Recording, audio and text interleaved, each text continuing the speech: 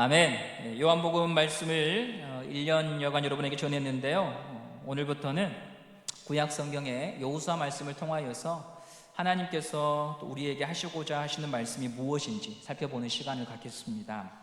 구약에는 걸출한 인물들이 참 많은데 그중 구약에서 대표적인 인물을 꼽자면 모세와 엘리야라고 할 수 있겠죠. 그들은 산으로 비유하자면 산맥처럼 대단히 큰 업적과 영향력을 준 사람들입니다.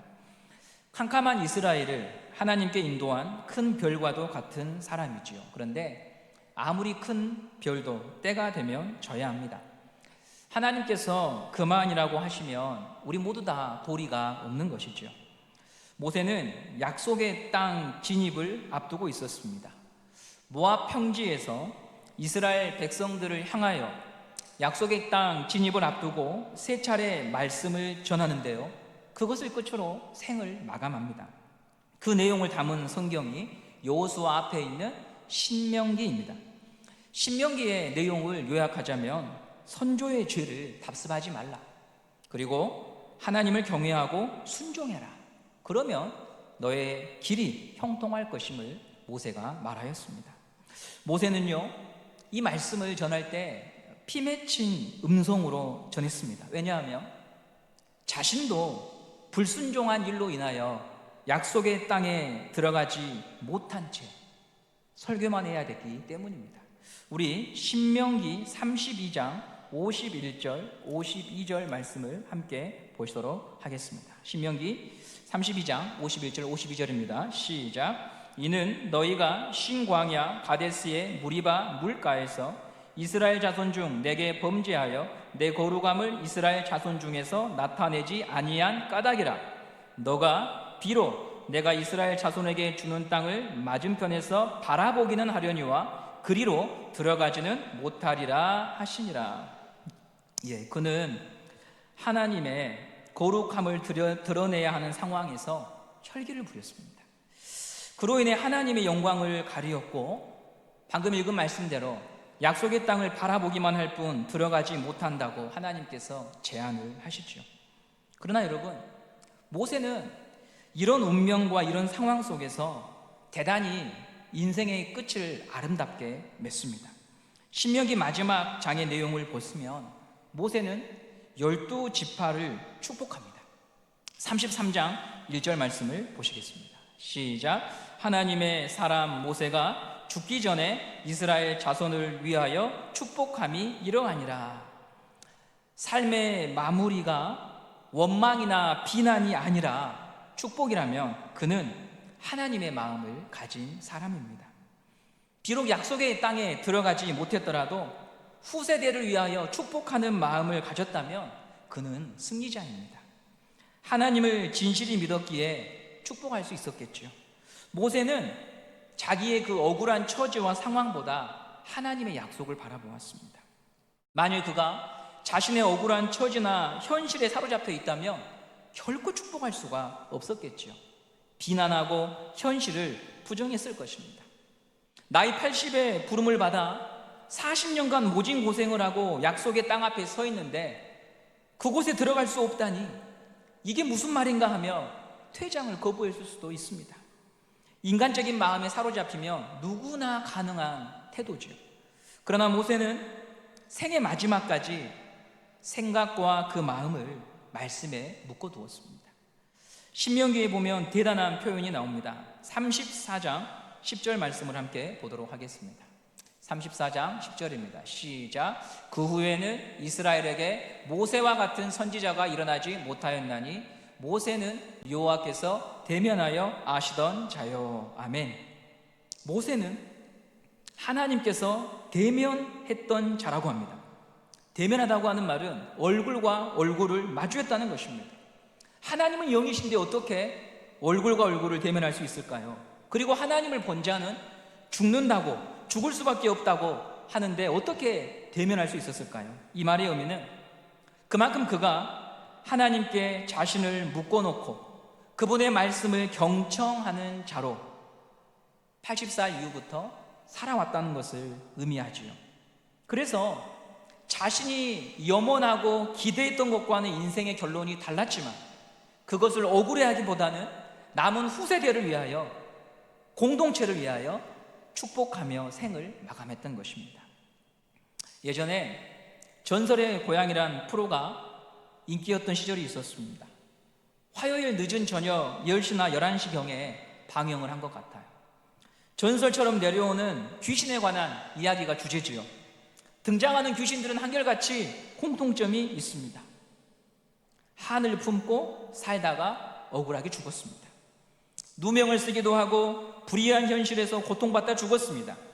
그리고 죽어서도 구천을 떠돌며 복수를 다짐하며 돌아다니는 것이 내용의 줄거리입니다. 한이 맺힌 인생들이죠. 그러나 성도는 전혀 다른 운명 속에 사는 사람들입니다.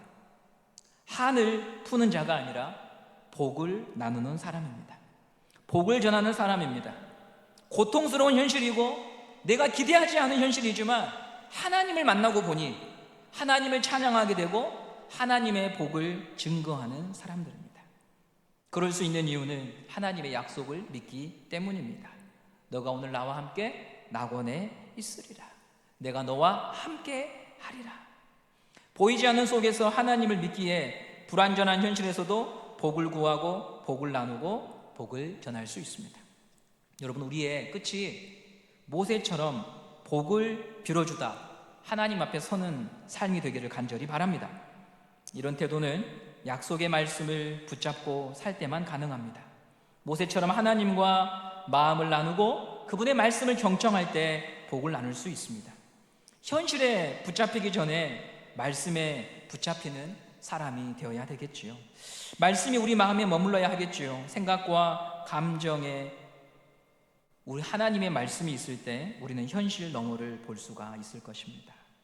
그리고 마지막 숨이 남아있을 때 복을 빌어주는 자가 되려면 지금 복을 빌어주는 사람이 되셔야 됩니다. 지금 가정을 축복하고 자녀를 축복하고 직장을 축복하고 세상을 축복하고 옆 사람을 축복하는 사람이 되셔야 되겠죠. 우리 한번 옆에 있는 성도들을 축복해 보기 원합니다. 이렇게 한번 고백할까요? 예수의 이름으로 일어나십시오. 예수의 이름으로 힘을 내십시오. 네. 여러분, 우리가 남들이 우리를 로비에서 길거리에서 만났을 때 피해가고 싶은 사람이 아니라 만나고 싶은 사람이 되기를 원합니다. 복을 빌어주는 사람이 되기 원합니다. 모세는 비스가산 꼭대기에 올라가서요 120살의 연수로 삶을 마감합니다. 이스라엘 백성들이요 30일 동안 애곡했다고 성경에 나옵니다. 애곡을 하는 동안 그들은 아마도 걱정하며 애곡했을 거예요. 이제 우리는 어떻게 해야 되는가? 약속의 땅을 앞에 두고 모세가 죽었는데 우리는 어떻게 해야 되는가? 그런 걱정이 있었겠죠. 그는 정말 큰 인물이었거든요. 지금 눈앞에 약속의 땅 진입을 앞두고 애곡하는 이스라엘 백성들은 성경을 읽어보신 분들은 알겠지만 출애굽 2세대들입니다. 1세대는 40년간 광야에서 배회하다가 다 죽고 여호수아와 갈렙만 살아남았을 뿐이고 모두가 다 출애굽 2세대들입니다. 그렇다면 여러분, 그들은 태어나면서부터 모세가 들려준 하나님의 말씀을 듣고 살았습니다. 태어나면서부터 지금까지 모세의 지도를 받았습니다. 그러므로 지금 눈앞에 있는 이 모든 사람들은요 한 사람 한 사람 모두의 마음속에 모세는 지울 수 없는 사람이에요. 혹시 우리 성도님들 중에 내 평생에 지울 수 없는 목회자, 신앙의 선배, 어르신들이 있을 거예요. 힘들 때마다 생각나고 마음이 무너질 때마다 전화드리고 싶고 보고 싶으신 분, 그런 사람이 바로 출애굽 2세대들에게는 모세였죠. 그러므로 모세의 별세는 부모를 잃은 것만큼이나 비통한 일이고 충격적인 일입니다. 우리도 사랑하는 사람을 잃곤 합니다.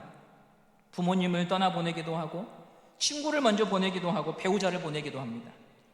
정말 있어서는 안 되는 일이지만 자녀가 우리보다 먼저 가는 경우도 우리는 보게 됩니다. 우리 힘으로는 어떻게 해볼 수 없는 원통한 일이죠. 오늘도 담임 목사님과 이영남 집사님, 최옥희 권사님을 뵙고 왔습니다. 폐암 말기로 이제 얼마의 시간이 남았는지 알지 못합니다. 정기적으로 검사를 받으시고 했지만 갑자기 엄습하는 인생의 고통 앞에서 이별을 준비해야 되는 것이 우리 인생의 연약함 아니겠습니까? 정말 사랑하고 아끼는 사람, 의지하는 사람일수록 그들의 빈자리는 깊은 상처와 아픔을 남깁니다. 누구도 채울 수가 없습니다. 그렇지만 우리는 그 깊은 애곡과 슬픔 속에서 살아있는 사람은 다시 살아가야 한다는 것을 알게 되죠. 신명기 마지막 장인 34장에서 모세가 비스가산 꼭대기에 올라가 별세합니다. 그런데 하나님의 이야기는 맞춰지지 않고 여호수아로 이어집니다. 우리에게 주시는 교훈인 것 같습니다. 다 끝난 것이라고, 더 이상 남아있는 것은 없다고 결론을 내릴 수밖에 없는 현실이지만, 그럼에도 하나님은 신명기를 지나서 여호수아를 통해 우리에게 다시 말씀하시며 자기의 구원을 성취하시는 분임을 우리에게 보여주십니다. 이제 이스라엘은 어떻게 되는 것일까요? 그 이야기가 바로 여호수아서를 통해서 밝혀집니다. 여호수아라고 하는 사람은 모세를 지근거리에서 섬겼습니다. 최초로 그가 등장하는 장면은 출애굽한 이스라엘 백성들이 광야에서 아말렉 족속의 습격을 받았을 때 앞장서서 전쟁을 치루었던 사람이었죠. 우리 출애굽기 17장 9절 말씀을 함께 보도록 하겠습니다. 시작. 모세가 여호수아에게 이르되 우리를 위하여 사람들을 택하여 나가서 아말렉과 싸우라. 내일 내가 하나님의 지팡이를 손에 잡고 산 꼭대기에 서리라. 젊은 시절부터 모세 옆에서 리더의 훈련을 받으며 이스라엘과 함께 지냈습니다. 민수기를 보시면 아시겠지만 얼마나 잦은 갈등과 다툼과 반역이 있었는지 모릅니다. 그것을 옆에서 지켜보면서 모세 안에서 그가 자라고 있었죠. 그렇지만 이론은 현실과 다릅니다. 옆에서 보고 배우는 것과 그 자리에 서보는 것은 전혀 다른 것이죠. 또한 모세는 워낙 큰 인물이었기 때문에 여호수아 스스로 자기 자신을 초라하고 작게 여길 수밖에 없습니다. 가끔 치열한 삶의 현실을 마주할 때면 내가 이 어려움을 감당할 수 있을까? 극복할 수 있을까? 이 시간을 견뎌낼 수 있을까 하는 두려움과 의심이 때때로 밀려옵니다. 부모로서 내가 잘하고 있는 걸까? 내가 직장에서 얼마나 버틸 수 있을까? 생각지 못한 시련을 마주할 때 우리는 나에게 내일이 없다는, 나에게 과연 내일이 있을까 하는 의심이 들기도 합니다. 그런데요, 설교문을 작성하면서 떠올랐던 것은요, 모세도 그렇게 시작했다는 것입니다. 하나님께서 나이 80인 모세를 부르셨을 때 모세는 기다렸다는 듯이 두 손을 들고 제가 헌신하겠습니다 하지 않았죠. 못하겠습니다. 왜 저입니까? 완강히 거절했죠.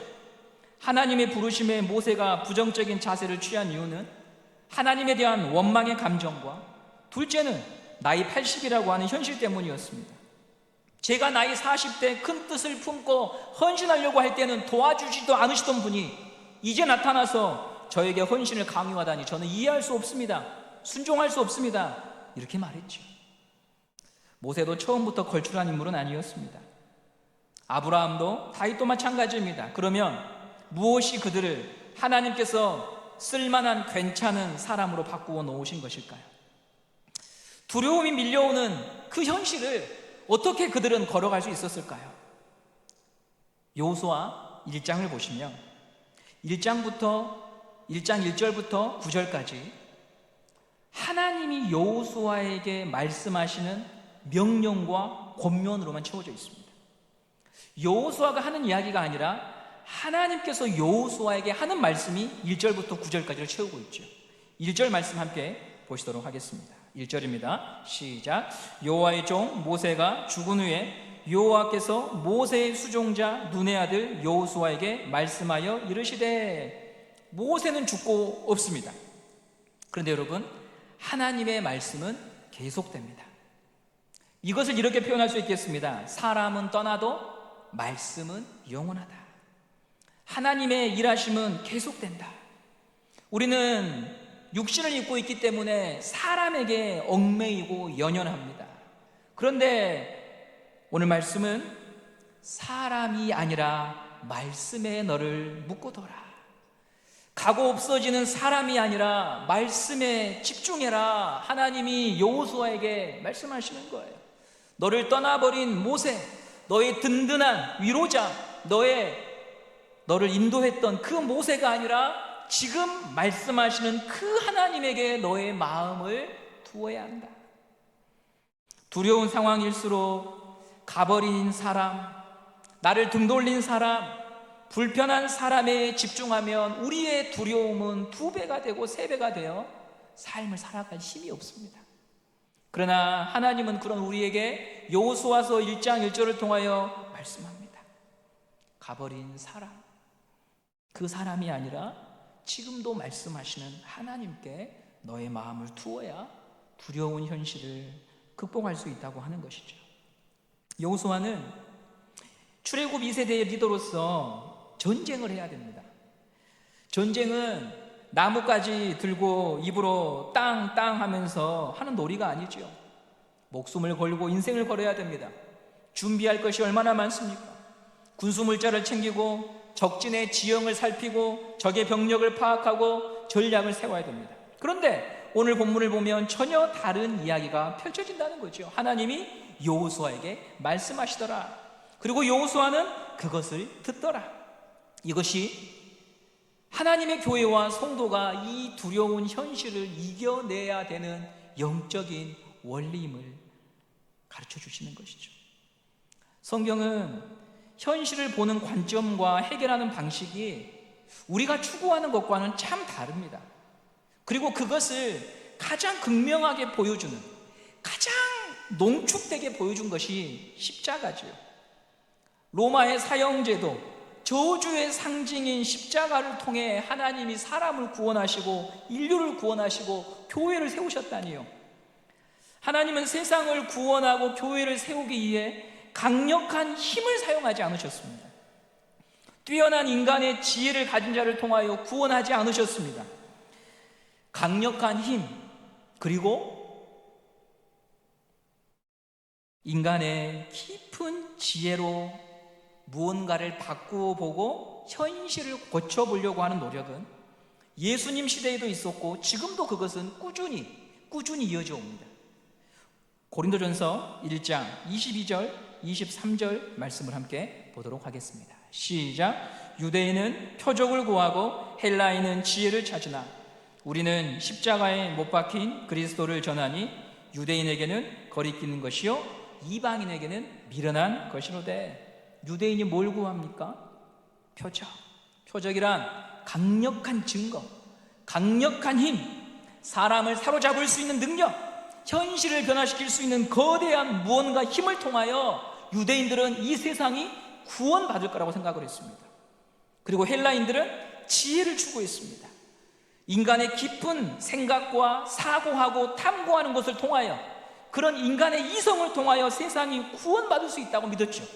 그것이 지금 교회와 성도를 둘러싸고 있는 세상을 고쳐보고자, 사람을 고쳐보고자, 문제를 돌파해보고자 지금도 추구하고 있는 힘입니다.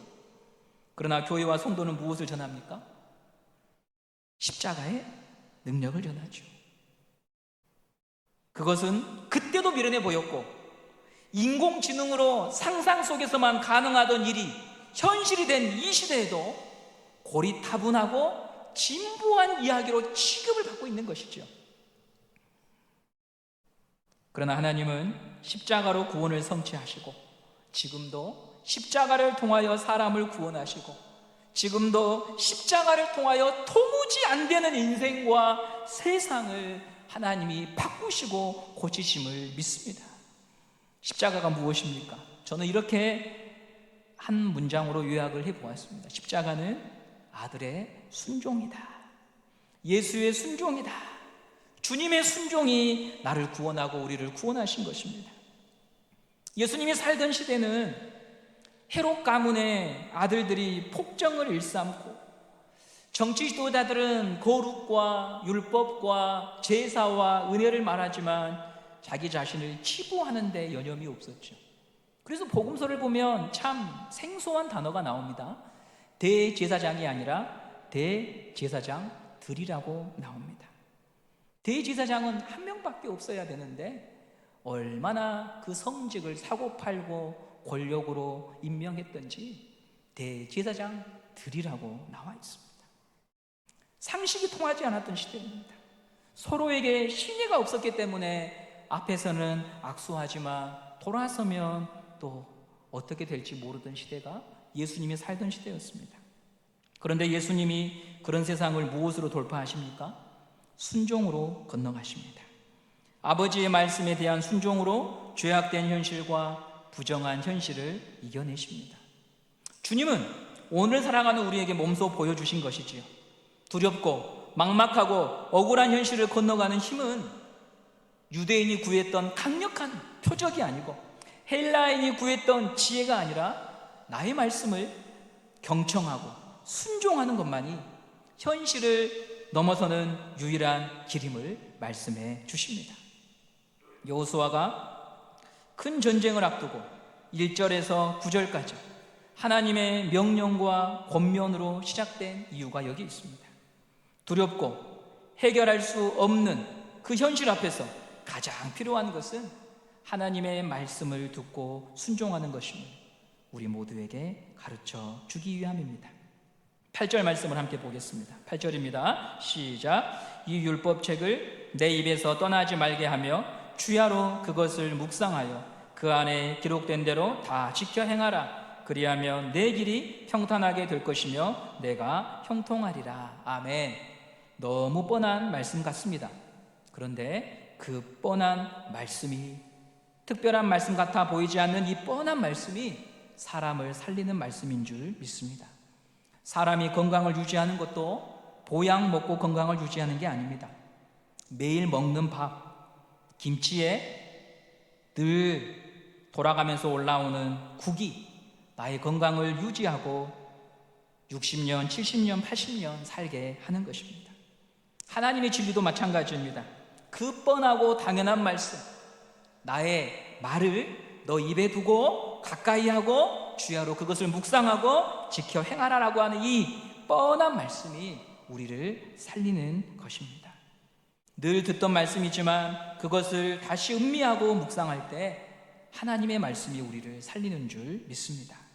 그러니 여러분, 말씀의 약을 받아가서 약봉지를 집 식탁 위에 올려놓지만 마시고 그 말씀의 약을 받아서 먹고 마셔서 여러분의 것으로 삼으시기 바랍니다. 또 새 약을 찾아서 유튜브 세계를 방황하지 마시고 하나님이 우리에게 주신 그 뻔한 말씀이 나를 살리는 줄 믿고 그 말씀을 여러분의 것으로 삼으시는 믿음의 성도가 되시기를 바랍니다. 두려울 때, 겁이 날 때 아이가 아버지의 품에 꼭 안겨 떨어지려고 하지 않듯이 우리는 말씀을 꼭 붙잡고 거기서 답을 찾아야 합니다. 왜냐하면 말씀을 의지하면 결국 하나님께서 우리를 그 말씀의 결론대로 인도하실 것이기 때문입니다. 우리 8절 말씀을 다시 믿음으로 함께 고백해 보도록 하겠습니다. 8절입니다. 시작. 이 율법책을 내 입에서 떠나지 말게 하며 주야로 그것을 묵상하여 그 안에 기록된 대로 다 지켜 행하라. 그리하면 내 길이 평탄하게 될 것이며 내가 형통하리라. 아멘. 이 형통의 약속의 복이 우리에게 주어진 것임을 믿고 하나님의 말씀을 가까이 하는 우리 모든 성도 되시기를 바랍니다. 마지막으로 말씀을 경청하고 들을 수 있는 자, 그 자가 하나님의 일을 행할 수 있다는 말씀을 드립니다. 말씀을 경청하고 들을 수 있는 자가 사명을 감당할 수 있습니다. 왜냐하면 하나님의 권위는 순종하는 자를 통해서 그 권위가 나타나기 때문이죠. 순종하는 사람에게 말과 행동의 권위가 실리거든요. 오늘 본문 9절까지가 좀 전에 제가 몇 차례 설명드렸던 것처럼 하나님이 여호수아에게 말씀하시는 장면이에요. 그 후에 10절을 보십시오. 이제 10절부터는 여호수아가 행동을 합니다. 10절 말씀 함께 보시겠습니다. 시작. 이에 여호수아가 그 백성의 관리들에게 명령하여 이르되, 아멘. 여호수아가 뭐 하고 있습니까? 명령하고 있어요. 약속의 땅을 진입하기 위하여 준비할 것을 명령합니다. 전임자가 너무 큰 사람이면 후임자가 곤란하죠. 모세는 너무나 큰 산인데 비해 여호수아는 나무에 불과합니다. 그런데요, 이스라엘 모든 백성이요, 여호수아가 너희들 이렇게 준비해라고 말하자 그 말에 다 순종을 합니다. 그의 말에 권위와 무게가 실려 있습니다. 그것은 화법이나 목청이 좋아서가 아닙니다. 아니면 여호수아가 흉폭한 성격이기 때문에 사람들이 몸을 사린 것이 아닙니다. 하나님의 말씀을 경청하고 순종함으로 하나님이 모세에게 부여하신 권위가 여호수아에게서 보여졌던 것이었죠. 사람들은 누구나 인정받고 싶어 합니다. 내가 한 말이 남들에게 먹히고 무겁게 받아들여지기 원합니다. 그래서 말이 통하지 않으면, 내 의견이 관철되지 않으면 유교적 전통이 강한 한국 사회에서는 나이를 묻고 아니면 직위로 다른 여러 가지 수단으로 사람들을 압박하기도 하지요. 이것이 우리 인간 사회의 모습입니다. 그런데 상대방이 그 순간에는 이해할 수 있을지는 몰라도 마음을 얻지 못하면 훗날 대적이 되고 말지요. 더 큰 화를 불러오게 됩니다. 사무엘상에 보면 엘리라고 하는 사사가 등장합니다. 그는 당시 이스라엘 사회에서 최고 어른이었습니다. 사사이자 제사장으로서 하나님께 예배를 집도한 사람이었기 때문이죠. 이스라엘의 향방을 결정하는 사람이었습니다. 그런데 엘리의 아들들이 홈리와 비느하스가 아버지를 면전에서 거역합니다. 말을 듣지 않습니다. 이는 단지 자식들의 버릇없음 때문이 아닙니다. 사무엘상을 보면 그건 자식의 버릇없음을 보여주고자 하는 것이 아니라 엘리가 하나님을 향하여 그런 태도를 취하고 있었기 때문이죠. 사무엘상 2장 30절 말씀을 함께 보도록 하겠습니다. 사무엘상 2장 30절입니다. 시작. 그러므로 이스라엘의 하나님 나 여호와가 말하노라. 내가 전에 내 집과 내 조상의 집이 내 앞에 영원히 행하리라 하였으나 이제 나 여호와가 말하노니 결단코 그렇게 하지 아니하리라. 나를 존중히 여기는 자를 내가 존중히 여기고 나를 멸시하는 자를 내가 경멸하리라. 말씀을 가르치고 전하는 책임과 이스라엘 백성들 앞에서 하나님을 믿는 사람들은 어떻게 사는가를 보여주는 본이 될 엘리가 그가 앞에서 하나님 말씀을 존중히 여기지 않았다는 것이죠. 존중하다고 하는 표현은 히브리어로 카바드, 무겁다. 이 무겁다라고 하는 것은요, 인체의 장기 중에 가장 무거운 게 간이거든요. 간이라고 하는 단어와 연결이 되어 있습니다. 자녀가 아버지의 말을 무겁게 여긴다면 듣고 마음에 새기고 순종하겠죠. 그러나 엘리는 가르치기만 할 뿐, 지휘하기만 할 뿐 듣지 않는 것이죠. 즉 오늘 우리 여호수아 말씀을 빗대어서 설명을 하면 그에게는 1장 1절부터 9절까지의 삶은 없었고 10절로 바로 넘어간 것입니다. 그래서 모든 질서가 헝클어진 것이죠. 우리는 하나님이 여호수아를 통해서 보여주신 영적 질서를 따라 살아야 합니다. 먼저 내가 들어야 하고 순종해야 합니다. 권위를 부여하신 하나님을 인정해야 됩니다. 나를 여기로 부르시고 세우신 하나님을 높이고 무겁게 대할 때 모든 것이 자리를 찾을 수가 있습니다. 여러분, 이스라엘 왕 사울과 다윗을 한번 생각해 보십시오. 사울이 항상 집중하고 주목했던 것은 나 왕이야, 나 왕이다, 그러니 내 말에 들어야 돼. 이게 사울의 인생을 요약한 표현입니다. 그럴 때 그의 권위는 점점 희미해져 갖고 추락하지요. 반면에 다윗도 왕이었습니다. 근데 다윗은 어디에 집중하냐면 나는 왕인데 하나님이 나를 왕으로 세우셨다.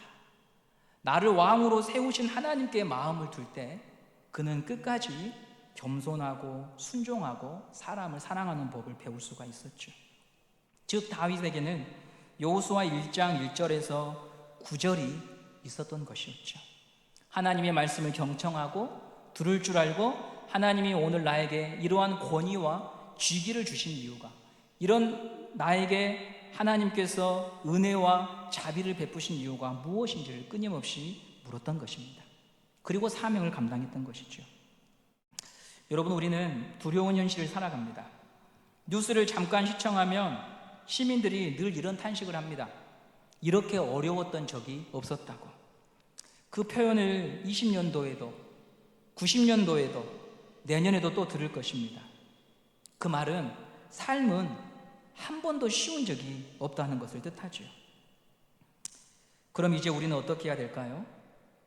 여기까지 나를 불러주신 하나님, 그 하나님의 말씀을 듣고 여호수아 1장 1절에서 9절까지의 삶이 내 삶의 항상 우선순위가 될 수 있도록 그분께 맡기고 그분을 의지할 때 하나님이 10절 이하의 삶도 우리에게 허락하여 주실 것입니다. 그러니 먼저 하나님, 제가 당신의 말씀에 순종하기 원합니다. 말씀이 나를 이끌기 원합니다. 하나님, 제가 1절부터 9절까지의 삶을 망각한 채 10절로 가는 우를 범하지 않도록 날마다 나에게 말씀하여 주시고 저의 동역자들과 제 옆에 있는 사람들을 통하여 1절부터 9절까지의 삶이 가장 소중한 것임을 늘 들을 수 있고 깨달을 수 있는 자로 저를 세워달라고 주님 앞에 간구해야 되지 않을까요? 그럴 때 내가 너와 함께하고 너가 어디로 가든지 내가 너를 홀로 두지 않고 너를 통해 일하며 너와 함께 한다고 하는 약속의 말씀을 붙잡을 수 있을 것입니다. 나를 이 자리로 불러주신 하나님, 그분을 높이는 성도가 되시기를 바랍니다. 그러면 하나님이 그 사람을 세워주실 것입니다.